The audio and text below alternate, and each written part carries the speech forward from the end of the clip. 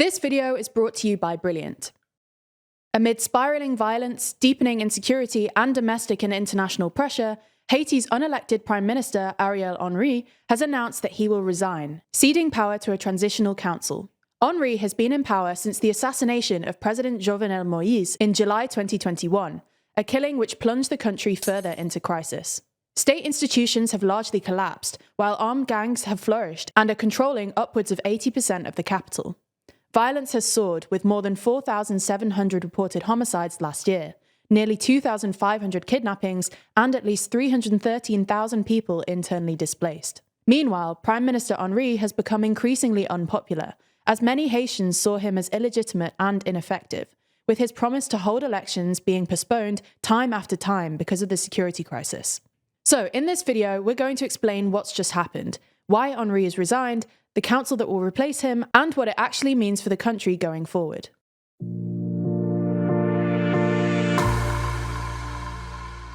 Now, we're going to skip the longer-term context of Haiti's tumultuous history, but if you want to know more about that, we've made lots of videos on the country that you should check out. Things escalated in the past month or so when a deadline came and went for Ariel Henry to resign. Under a previous political agreement, Henry was meant to step down on February the 7th to make way for a newly elected government, but no elections were ever held. The days leading up to that date saw violent protests demanding Henry's resignation, but he stayed in office. Then, towards the end of February, Henry left the country and travelled to Kenya to discuss the Kenyan-led, UN-backed multinational security mission planned to be deployed in Haiti to assist the police to re-establish control. While he was out of the country, armed gangs demanding Henry's resignation ramped up attacks on government targets and key infrastructure, including airports, police stations, and prisons, which resulted in the escape of thousands of inmates. The violence left Ariel Henry stranded in Puerto Rico on his way home, and unable to get back to Haiti as international airports were closed due to violence and the neighbouring Dominican Republic barred him from landing there. At the same time, Caribbean leaders and the US Secretary of State, Antony Blinken, got together in Jamaica for a meeting of the CARICOM regional bloc to discuss the crisis in Haiti. And finally, on Monday evening, CARICOM chair and Guyanese president Irfan Ali announced that following an agreement of a joint proposal, Ariel Henry would resign as Haitian Prime Minister and make way for a transitional presidential council that would prepare the way for elections. Confirming his intention to resign, Ariel Henry later released a video saying, "The government I lead cannot remain indifferent to this situation. There is no sacrifice that is too big for our country. The government I'm running will remove itself immediately after the installation of the council." So what will this transitional council look like, and what will it actually be able to do? Well, according to the agreement, the council will be made up of 9 members, specifically 7 voting members and 2 non-voting observers. It's meant to be designed to represent Haitian society, with representatives from various sectors and interest groups. While specific individuals have not been named, the 7 voting members will come from groups that include Famille Lavala, which is the party of the country's first democratically elected president, Jean-Bertrand Aristide, who was ousted in a 2004 coup. Also represented will be Petit Dessalins, led by former presidential candidate Jean-Charles Moïse, the Grassroots Montana Accord movement, the January 30th collective of political parties, the December 21st group, who previously backed Ariel Henry, the Committed to Development group of former Prime Minister Claude Joseph, and the private sector. As for the 2 non-voting observer seats, these will be filled by a representative from civil society and someone from the religious community.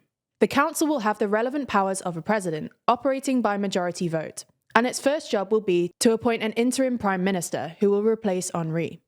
Anyone who has been charged or convicted of a crime, is sanctioned by the UN, opposes the UN security resolution authorizing a multinational security mission in Haiti, or intends to run in the next Haitian election, will be barred from sitting on the council. So the big question is this going to be a turning point for Haiti and the beginning of a path out of its crisis? Well, it can certainly be seen as progress, but the reality is that it's just too early to say, because there are still huge challenges and a range of questions that need answering first. The first thing to consider is the reaction of the powerful gangs that control most of the capital. At the time of writing, we don't have a reaction from Jimmy Cherizier, aka Barbecue, who leads the powerful alliance of gangs known as Vivre Ensemble, and had been demanding Henry's resignation. However, he previously warned that the international community's approach to the Haitian crisis would plunge Haiti into further chaos, adding that we Haitians have to decide who is going to lead the country and what model of government we want, effectively saying he wouldn't recognise a government resulting from the talks in Jamaica. Separately, you've got former rebel leader Guy Philippe, who was instrumental to the coup of 2004 and later became a senator. It was only at the end of last year that Philippe was repatriated from the United States after serving a prison sentence for money laundering, and since his return, he's been travelling Haiti, drumming up support and calling for a revolution against Ariel Henry. Philippe has railed against the planned Kenyan-led security mission and has been open about his political ambitions. Both Cherizier, who is under UN sanctions, and Philippe, with his criminal record, are excluded from the Transitional Council.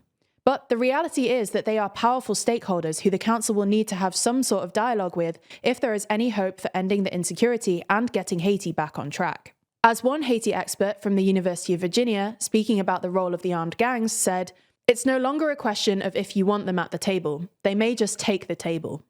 The next big question is what now happens with the planned multinational security force that has been authorised by the UN Security Council. Following Ariel Henry's announcement of his plan to resign, Kenya, which is leading the security force, said that the deployment was now on hold because, quote, "Without a political administration in Haiti, there is no anchor on which a police deployment can rest. Hence, government will await the installation of a new constitutional authority in Haiti before taking further decisions on the matter." The difficulty is, though, too long a delay risks the security situation deteriorating even further and gangs solidifying their control. As for how effective the multinational force will actually be, when or if it eventually comes, we'll ultimately just have to wait and see. A lot of the stuff we talk about at TLDR can seem pretty complicated, especially when we dive deep into economics and detailed data, which is why we use Brilliant.org to keep us sharp. Brilliant is where you learn by doing, with thousands of interactive lessons in maths, data analysis, programming, and AI. Brilliant is a learning platform designed to be uniquely effective. Their first principles approach helps you build understanding from the ground up, which is also how we structure TLDR videos. Each lesson is filled with hands-on problem solving that lets you play with concepts, a method proven to be 6 times more effective than just watching lectures. Plus, all content on Brilliant is crafted by an award-winning team of teachers, researchers, and professionals from MIT, Caltech, Duke, Microsoft, Google, and more. Brilliant helps build your critical thinking skills through problem solving, not memorizing. So, while you're building real knowledge on specific topics, you'll also be becoming a better thinker. Learning a little every day is one of the most important things you can do, both for personal and professional growth. Brilliant helps you build real knowledge in just minutes a day, with fun lessons you can do whenever you have time. It's the opposite of mindless scrolling. Brilliant recently launched a ton of new content in data, all of which uses real-world data to train you to see trends and make better-informed decisions, something politicians could really learn from. Anyway, these are for learners of any level to start or continue learning data analysis, with a fully built-out suite of new content, from Bayes' theorem to multiple linear regression. And you can truly learn by doing, as you'll be working with real datasets from sources like Starbucks, Twitter, Spotify, and more. To try everything Brilliant has to offer for free for a full 30 days, click on the link in the description. You'll also get 20% off an annual premium subscription.